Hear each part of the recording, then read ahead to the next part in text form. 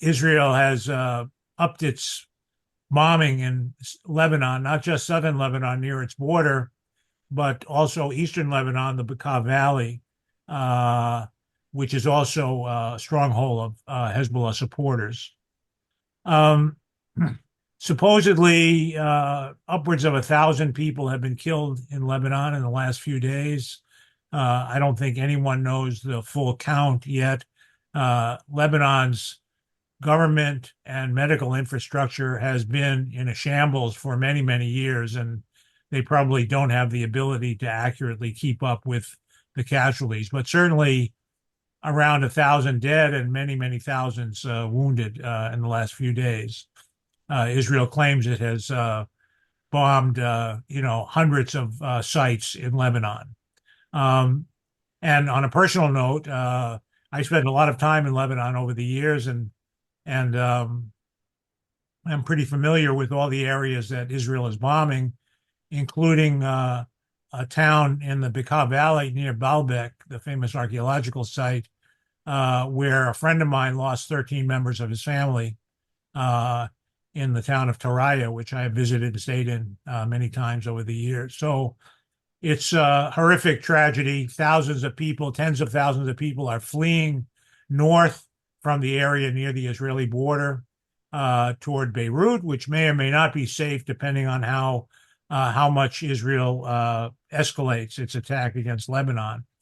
Um, and lately, the last few days, Israel has been making threats of launching a ground invasion against Lebanon, as it did in 2006. Uh, it has mobilized some infantry units and moved them to the north.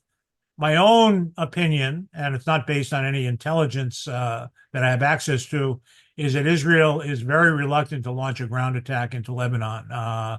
They met with a very difficult time in 2006, which was fought to a stalemate by Hezbollah forces that were less strong than they are today. So, if I had to guess, I think Israel's aim is to turn southern Lebanon into a kind of Gaza, that is, to bomb it into oblivion, chase all the civilians out of it, and then regard it as a kind of free fire zone. Um, Ideally, they would like to take Lebanese territory up to the Litani River, which is about 30 miles north of the border. But this would be a difficult task for the Israeli armed forces on the ground. And by the way, we should remember sort of historically, the border between modern day Lebanon and Israel was set by the colonial powers, the British and French, in demarking their respective zones of control and influence.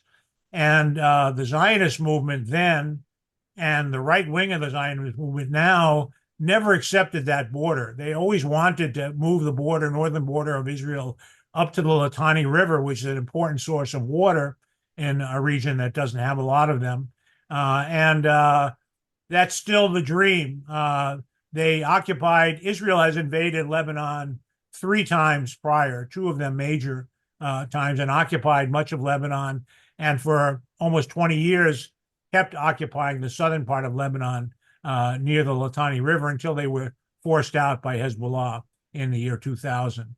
So there have been talks also in the last day or so of possible ceasefires, peace talks, and so on. Clearly, the Israelis would like to have a ceasefire on their northern border while they continue to carry out their genocide in Gaza. And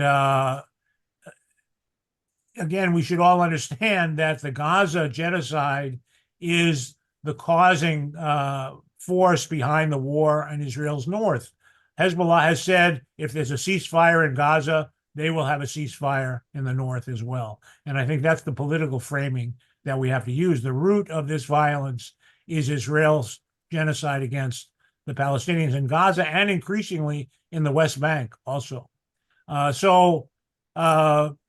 our situation. The U.S. is scrambling to have some kind of ceasefire. They would like it to be in Lebanon first and then maybe extend to Gaza. But as far as I can tell, the resistance forces in Lebanon and Gaza are refusing to decouple the two. That is, not to agree to a ceasefire in Lebanon while Israel has a free hand to keep the slaughter going in Gaza. So that's my best thing. Also, the U.S., which claims it doesn't want a wider war, has announced that it's sending some unknown number of further troops to the Middle East. That is, the U.S. already has tens of thousands of troops, Air Force and Navy personnel in the Middle East, and they're sending additional reinforcements without announcing exactly where they're going. So again, the danger of a wider war, even wider war, is very acute. So that's really all. Oh, and for those of you who want to know more about Lebanon, of course, there's lots of things to read, but I published a fairly lengthy article on Hezbollah and Lebanon in 2022 that I've shared before, but I'll put the link in the chat in case anyone is interested. I think this will give you some background of the nature of Hezbollah and its support within Lebanon and along the border with Israel. So, thanks, Jeff. I'll take the privilege of the first question, if I may. What has been the political reaction in Washington, the attitude of the U.S. media, and the international reaction to the intensified conflict in Lebanon? So as you all probably know, I mean, basically there was cheerleading among many of the opinion leaders and pundits for Israel's pager attack, terrorist attack against Lebanon. Now they're getting more and more worried. Washington is trying to organize some kind of de-escalation, but they pretend that they're sort of an innocent bystander, that they have nothing, they have no ability to force anything to happen when, of course, Israel is using U.S. weaponry to carry out its genocide in Gaza and its attacks on Lebanon. And the U.S. could easily threaten or cut off those supplies, and Israel would have to agree to stop its attack.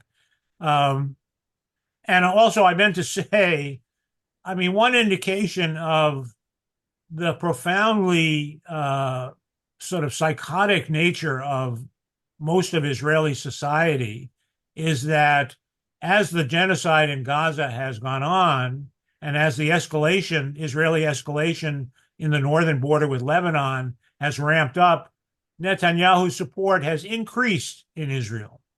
The